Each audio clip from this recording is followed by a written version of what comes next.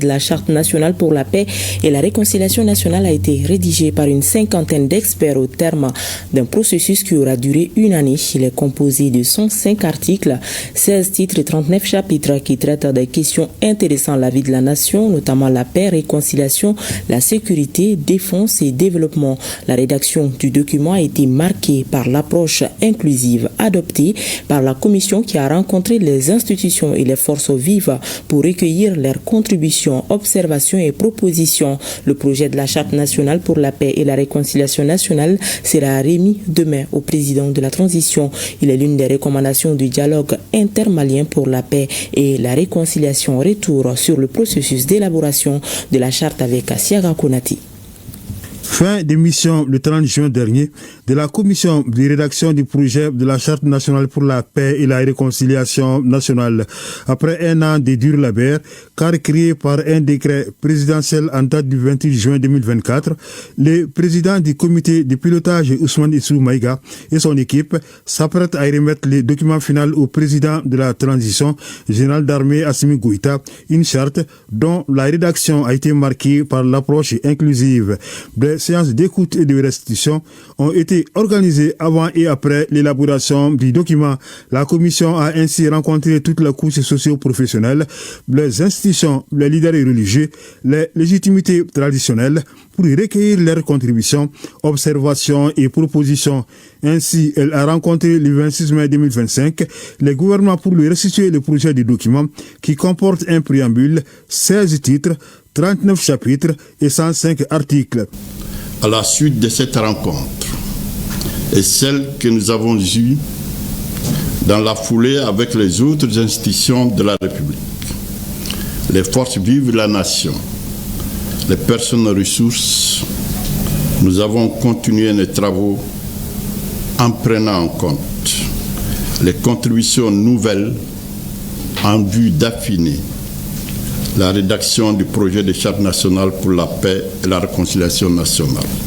La charte pour la paix et la réconciliation nationale résulte de la volonté de son Excellence le général d'armée Assimi Goïta, président de la transition, chef de l'État, de faire de la paix et de la réconciliation le socle de la stabilité de notre pays. C'est le lieu pour moi de lui renouveler nos vifs remerciements et de lui exprimer toute notre gratitude pour son leadership et sa clairvoyance porté sur nos valeurs sociétales qui prônent le vivre ensemble, l'amour de la patrie et la protection du patrimoine national.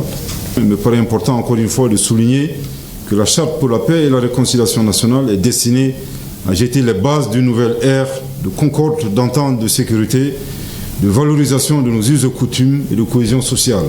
Aussi, le gouvernement prendra toutes les dispositions pour la mise en œuvre de la Charte après son approbation. Un atelier de restitution à l'ensemble des couches du pays et de la diaspora a été organisé le 20 juillet 2025.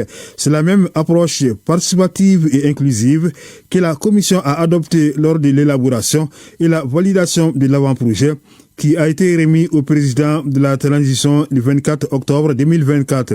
2 mois plus tard, un décret du 27 décembre nommait les membres de la commission de rédaction du projet de la Charte nationale pour la paix et la réconciliation nationale, toujours présidée par l'ancien Premier ministre Ousmane Issou Maïga. La rédaction de cette charte est l'une des recommandations du dialogue intermalien pour la paix et la réconciliation, dont la phase nationale s'est tenue du 6 au 10 mai 2024. Ce dialogue a été annoncé le 31 décembre 2023 par le président de la transition générale d'armée Assimi Goïta dans son discours de Nouvel An pour privilégier l'appropriation nationale du processus de paix. Cela afin d'éliminer les racines des conflits communautaires et intercommunautaires. Nos compatriotes souhaitent ardemment une nouvelle architecture de paix dont les piliers doivent être bâtis sur les rochers du plateau Mandingue et le plateau Dogon, avec les sables de nos belles dunes du nord du Mali, avec les eaux de nos beaux fleuves du Niger, Sénégal, Bani, Falamé, du Sourou sur la Volta et même le Yamé chez mes cousins Dogon,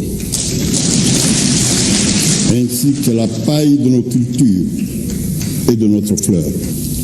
Les Maliens veulent rester imbibés dans leur mécanisme endogène de gestion des conflits. Organisé après la fin le 25 janvier 2024 de l'accord pour la paix et la réconciliation issu du processus d'Alger, ce dialogue a permis aux Maliens de proposer des solutions maliennes aux problèmes maliens sans ingérence extérieure. L'objectif assigné à ce dialogue était de diagnostiquer les causes des conflits intracommunautaires et intercommunautaires afin de tracer une architecture de paix durable, recoudre le tissu social et renforcer le vivre ensemble.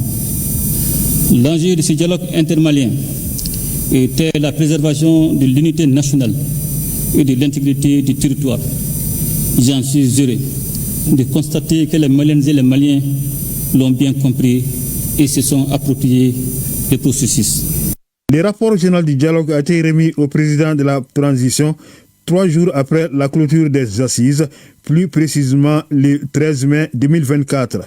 Il comporte 302 recommandations sur 5 thématiques portant sur la paix, réconciliation nationale et cohésion sociale, les questions politiques et institutionnelles, l'économie et développement durable, la sécurité et défense du territoire, la géopolitique et environnement international. La phase nationale a été précédée de celle communale, tenue du 13 au 15 avril, et des concertations au niveau des régions, du district, ambassades et consulats organisées du 20 au 22 avril 2024.